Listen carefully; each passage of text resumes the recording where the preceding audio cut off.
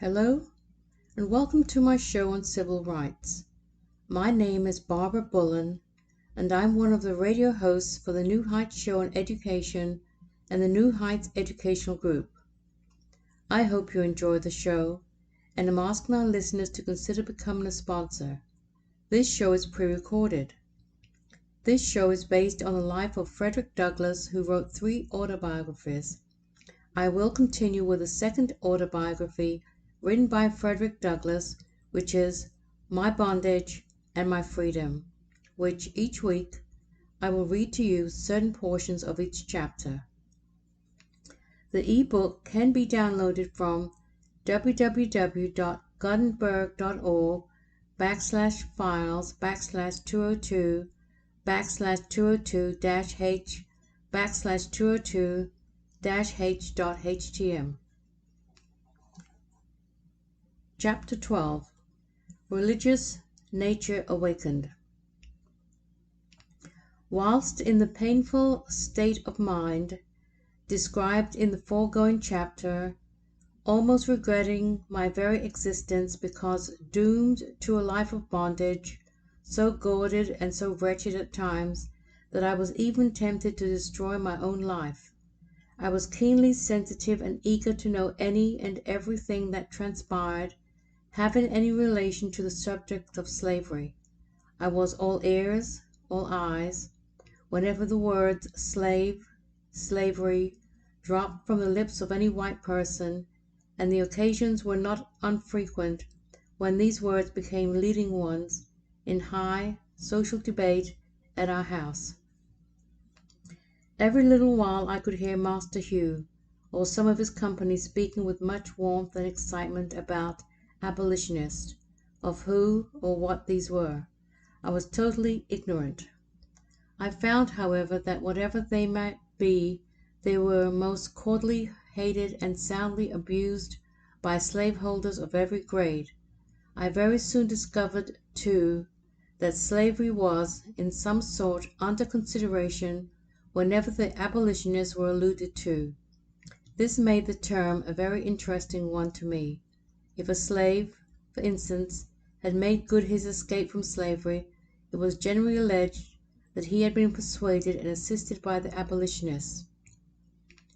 If also a slave killed his master, as was sometimes the case, or struck down his overseer, or set fire to his master's dwelling, or committed any violence or crime out of the common way, it was certain to be said that such a crime was the legitimate fruit of the abolition movement. Hearing such charges often repeated, I naturally enough received the impression that abolition, whatever else it might be, could not be unfriendly to the slave, nor very friendly to the slaveholder. I therefore set about finding out, if possible, who and what the abolitionists were, and why they were so obnoxious to the slaveholders. The dictionary afforded me very little help. It taught me that abolition was the act of abolishing, but it left me in ignorance at the very point where I most wanted information, and that was as to the thing to be abolished. A city newspaper, the Baltimore American, gave me the incendiary information denied me by the dictionary. In its columns I found that on a certain day a vast number of petitions and memorials had been presented to Congress, praying for the abolition of slavery in the District of Columbia and for the abolition of the slave trade between the states of the Union. This was enough. The vindictive bitterness, the marked caution, the studied reverse, and the cumbrous ambiguity practiced by our white folks when alluding to the subject was now fully explained. Ever after that, when I heard the words abolition or abolition movement mentioned, I felt the matter one of a personal concern, and I drew near to listen when I could do so, without seeming too solicitous and prying. There was hope in those words, ever and anon, too, I could see some terrible denunciation of slavery in our papers, copied from abolition papers at the North, and the injustice of such denunciation commented on. These I read with avidity. I had a deep satisfaction in the thought that the rascality of slaveholders was not concealed from the eyes of the world, and that I was not alone in abhorring the cruelty and brutality of slavery. A still deeper train of thought was stirred. I saw that there was fear as well as rage in the manner of speaking of the abolitionists. The latter, therefore, I was compelled to regard as having some power in the country, and I felt that they might possibly succeed in their designs. When I met with a slave to whom I deemed it safe to talk on the subject, I would impart to him so much of the mystery as I had been able to penetrate. Thus the light of this grand movement broke in upon my mind by degrees, and I must say that, ignorant as I then was of the philosophy of that movement, I believed in it from the first, and I believed in it partly because I saw that it alarmed the consciences of slaveholders. The insurrection of Nathaniel Turner had been quelled, but the alarm and terror had not subsided. The cholera was on its way, and the thought was present that God was angry with the white people because of their slaveholding wickedness, and therefore his judgments were abroad in the land. It was impossible for me not to hope much from the abolition movement when I saw it supported by the Almighty and armed with death. Chapter 13. The vicissitudes of slave life. I must now ask the reader to go with me a little back in point of time in my humble story, and to notice another circumstance that entered into my slavery experience, and which doubtless has had a share in deepening my horror of slavery and increasing my hostility towards those men and measures that practically uphold the slave system. It has already been observed that though I was, after my removal from Colonel Lloyd's plantation, in form the slave of Master Hugh, I was in fact and in law the slave of my old master, Captain Anthony, very well. In a very short time after I went to Baltimore, my old master's youngest son Richard died, and in 3 years and 6 months after his death my old master himself died, leaving only his son Andrew and his daughter Lucretia to share his estate. The old man died while on a visit to his daughter in Hillsborough, where Captain Auld and Mrs. Lucretia now lived. The former, having given up the command of Colonel Lloyd's sloop, was now keeping a store in that town. Cut off thus unexpectedly, Captain Anthony died intestate, and his property must now be equally divided between his 2 children, Andrew and Lucretia. The valuation and the division of slaves among contending heirs is an important incident in slave life. The character and tendencies of the heirs are generally well understood among the slaves who are to be divided, and all have their aversions and preferences, but neither their aversions nor their preferences avail them anything. On the death of old master, I was immediately sent for to be valued and divided with the other property. Personally, my concern was mainly about my possible removal from the home of Master Hugh, which, after that of my grandmother, was the most endeared to me. But the whole thing, as a feature of slavery, shocked me. It furnished me anew insight into the unnatural power to which I was subjected. My detestation of slavery, already great, rose with this new conception of its enormity. Right now, you might be struggling through your classes or even failing them. You might be worried that you may not finish high school. There might have even been a thought that you may not be smart enough. Well, the New Heights Educational Group begs to differ. We not only think you are smart enough, but with our help, you will complete your high school diploma. The New Heights Educational Group strives to improve your academic success through its tutoring services. To learn more, please visit newheightseducation.org and contact us. New Heights Educational Group, educational resources to help reach your goals. Hello, listeners. If you're enjoying the New Heights show on education and want to support or donate to our organization, please visit www.newheightseducation.org And while you're there, check out our online store.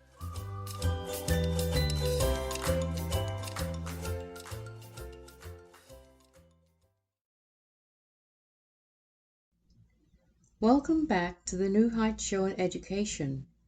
My name is Barbara Bullen, and I'm the radio host for this show.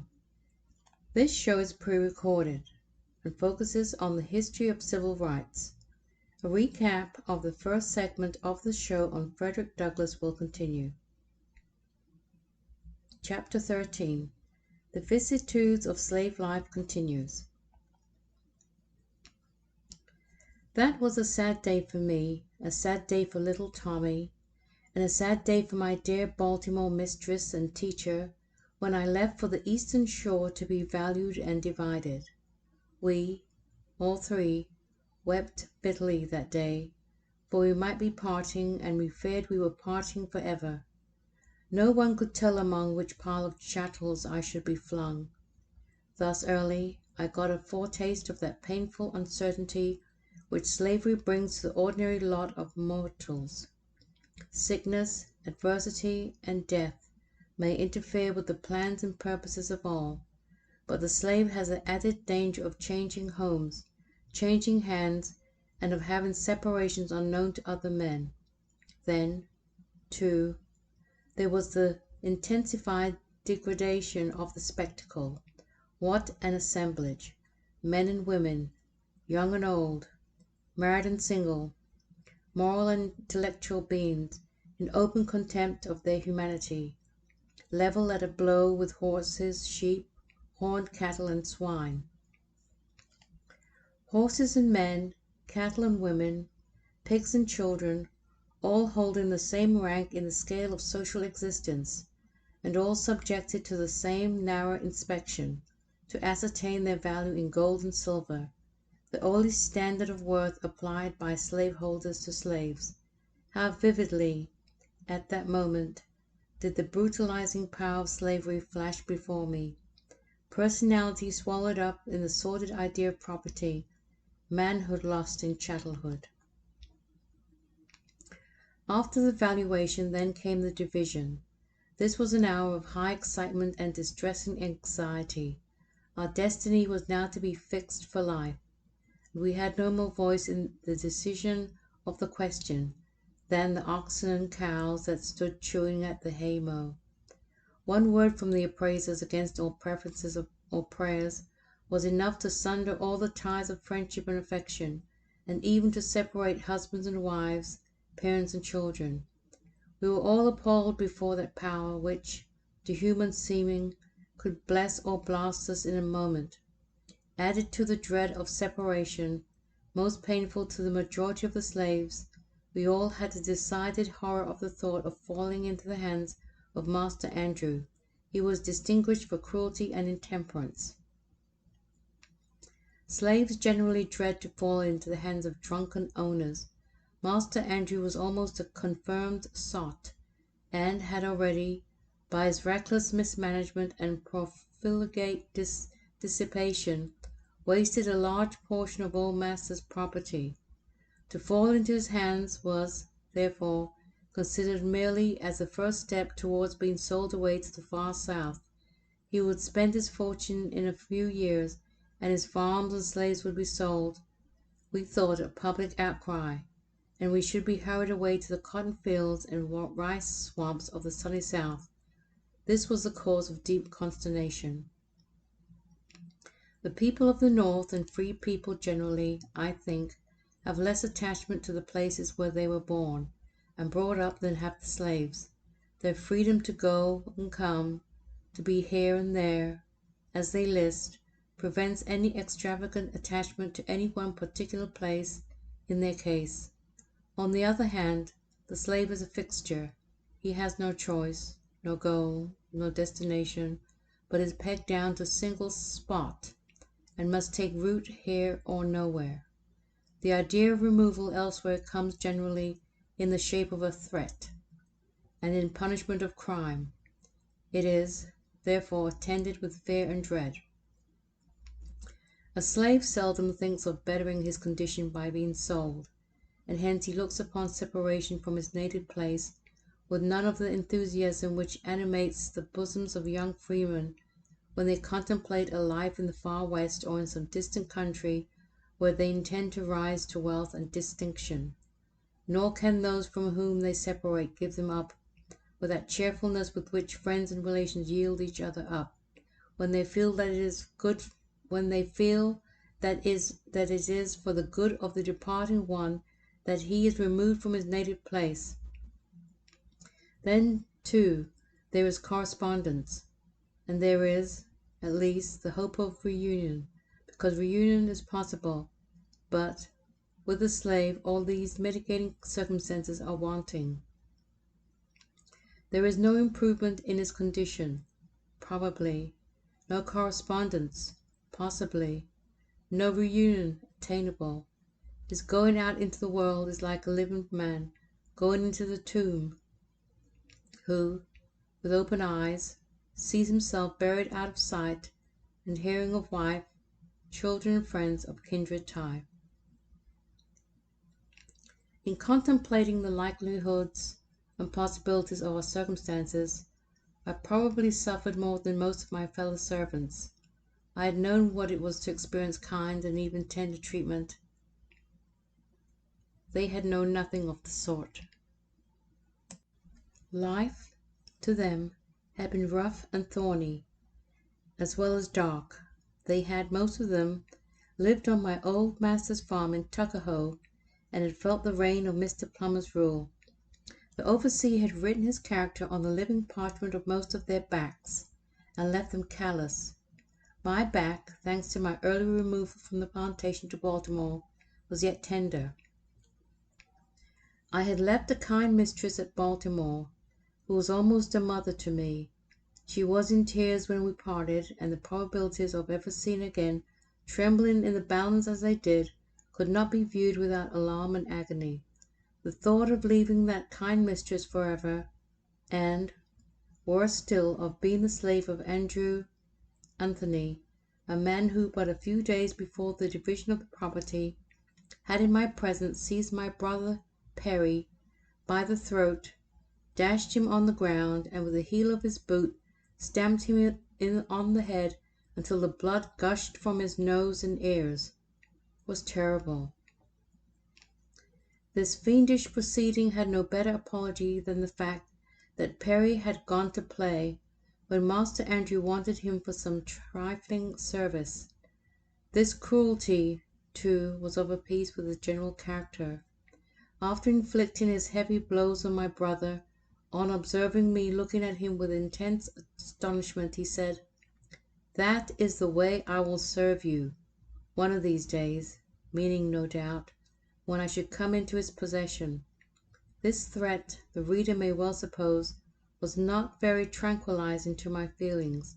I could see that he really thirsted to get hold of me, but I was there only for a few days.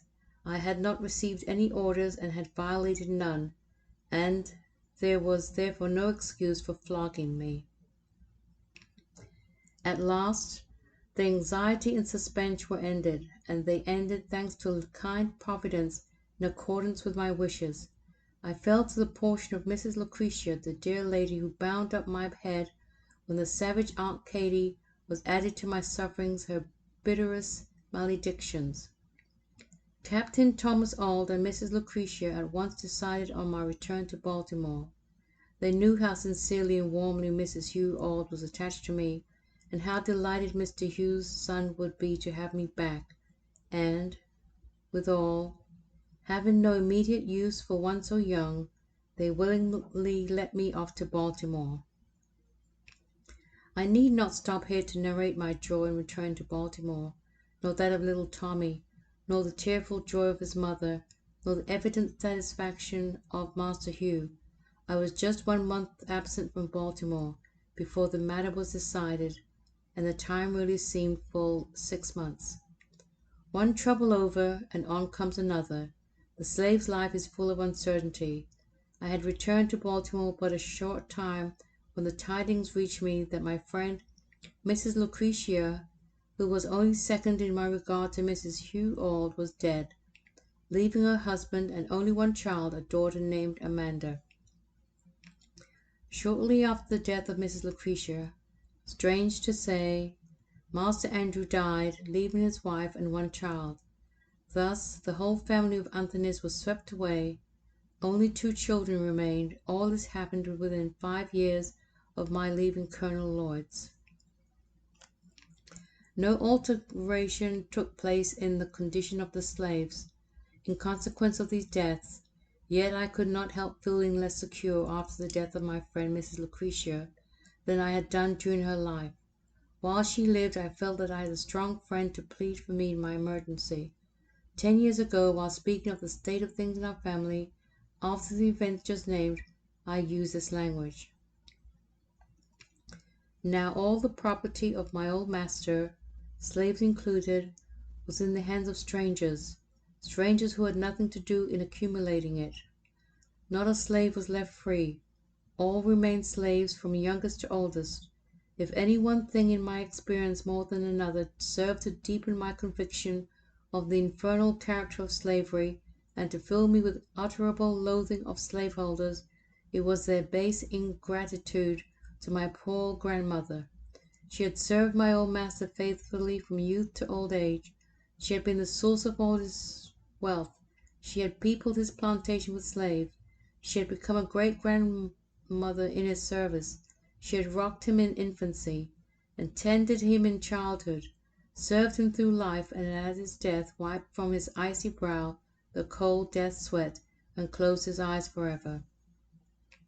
She was nevertheless left a slave for life, a slave in the hands of strangers, and in their hands she saw her children, her grandchildren, and her great-grandchildren divided like so many sheep, without being gratified with the small privilege of a single word as to their or her own destiny.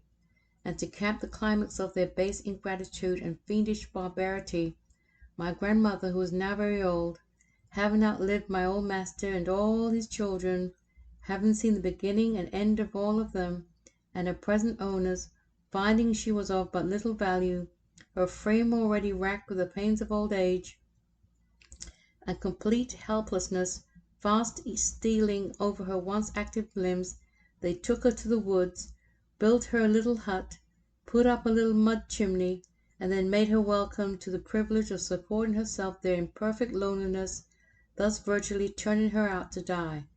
If my poor old grandmother now lives, she lives to suffer in utter loneliness.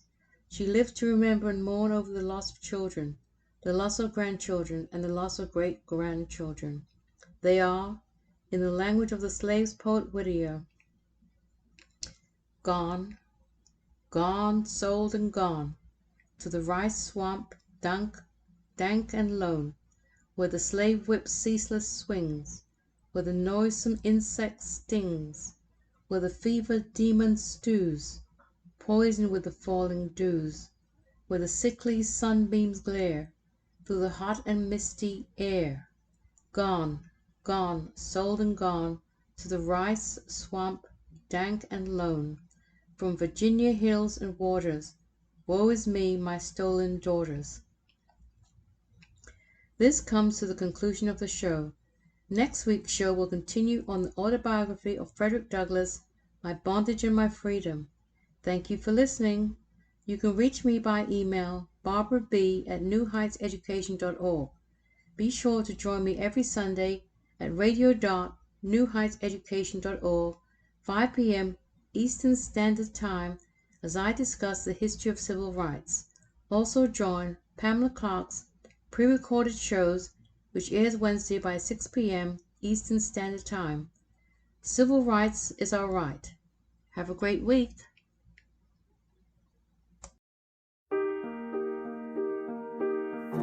We hope you enjoyed today's show. Don't forget to rate us and follow us on your podcast player. Check out our show page, radio.newheightseducation.org, for monthly announcements and other happenings.